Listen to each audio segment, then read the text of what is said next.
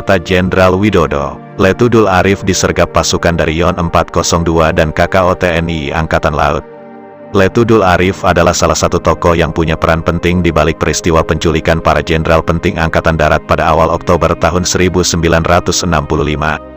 Dul Arif adalah anak buah langsung Letkol Untung Syamsuri, Komandan Batalion 1 Kawal Kehormatan Resimen Cakrabirawa, pasukan pengawal Presiden Soekarno. Oleh komplotan Gerakan 30 September, Dul Arif ditunjuk sebagai Komandan Pasukan Pasopati. Pasukan yang ditugaskan menculik para jenderal pimpinan teras Angkatan Darat pada dini hari tanggal 1 Oktober tahun 1965. Setelah Gerakan 30 September gagal, Dul Arif melarikan diri ke wilayah Jawa Tengah. Tapi kemudian diberitakan Dul Arif dapat disergap oleh pasukan TNI AD yang kala itu gencar melakukan operasi penumpasan. Sayang, setelah itu, nasib Dul Arif seperti jadi misteri. Ada yang menyebutkan jika Dul Arif tewas dalam penyergapan tersebut. Bahkan, ada yang menyebut jika Ali Murtopo, perwira intelijen kepercayaan Soeharto yang menghabisi Dul Arif. Benarkah? Secuil informasi tentang penyergapan Letudul Arif diungkapkan oleh Jenderal Widodo yang kala itu menjabat sebagai Pangdam Diponegoro. Kelak, karir Widodo melesat hingga jadi Kepala Staf Angkatan Darat.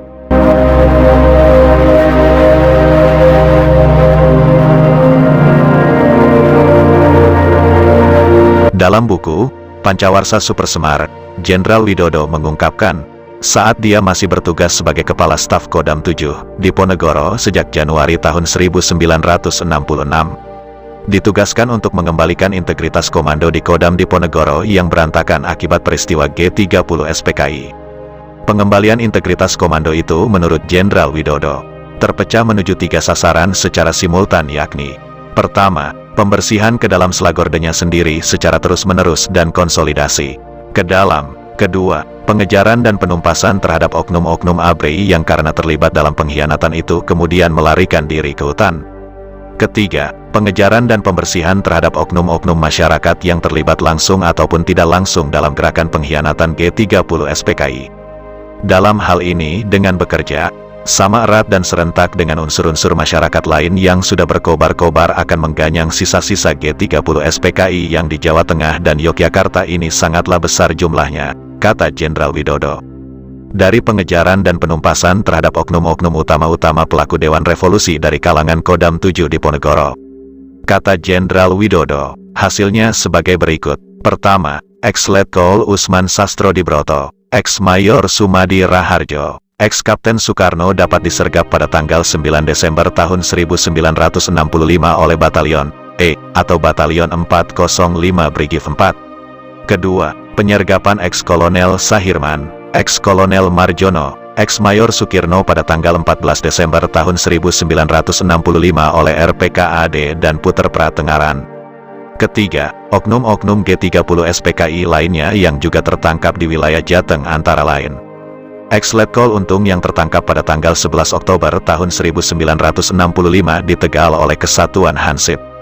Juga penyergapan terhadap ex-Letnan 1 Dul Arif pada tanggal 5 Desember tahun 1966 oleh Kesatuan Gabungan dari Batalion B atau Batalion 402 dan pasukan dari KKO. Selain itu pada tanggal 9 Desember tahun 1965 dapat disergap ex-Letnan 1 Udara Soekarno oleh Batalion E atau Batalion 405. Dan pada tanggal 25 Desember tahun 1965 dapat disergap ex-Kapten Suradi oleh aparat dari Korem 073. Sementara mengutip buku Sejarah TNI AD Kodam 7 Diponegoro Sirnaning Yakso Katon Gapuraning Ratu yang disusun Bagian Sejarah Militer Kodam Diponegoro, disebutkan sebelum disergap sudah ada informasi yang masuk jika Letudul Arif bersama dengan 40 orang lainnya berkeliaran di hutan daerah Pemalang.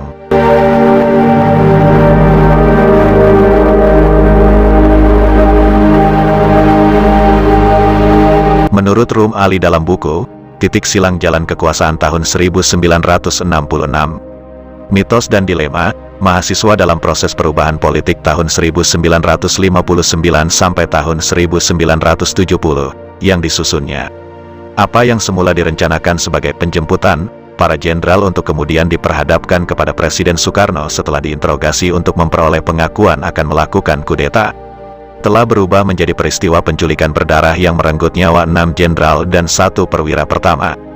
Hanya Jenderal Abdul Haris Nasution yang lolos, dan Brigjen Sukendro ternyata tak dikunjungi Pasopati pimpinan Letu Dul Arif. Kenapa penjemputan lalu berubah menjadi penculikan dengan kekerasan dan mengalirkan darah?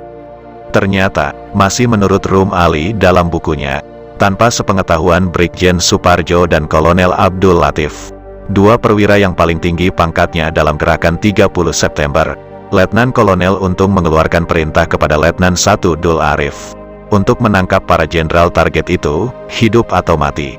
Letnan Kolonel Untung menegaskan, kalau melawan, tembak saja, dan Dul Arif meneruskan perintah itu kepada regu-regu penjemput dalam bentuk yang lebih keras. Dalam kamus militer, terminologi, hidup atau mati, cenderung berarti izin membunuh. Dan umumnya yang terjadi para pelaksana memilih alternatif, mati itu bagi targetnya.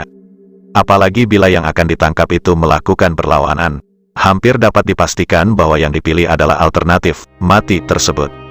Bila mana penjemputan para jenderal itu memang bertujuan menghadapkan mereka kepada Presiden Soekarno, maka tak perlu ada perintah, hidup atau mati. Faktanya, semua yang dijemput memang mati terbunuh di tempat maupun kemudian di lubang buaya yang jadi basis komplotan G30 SPKI.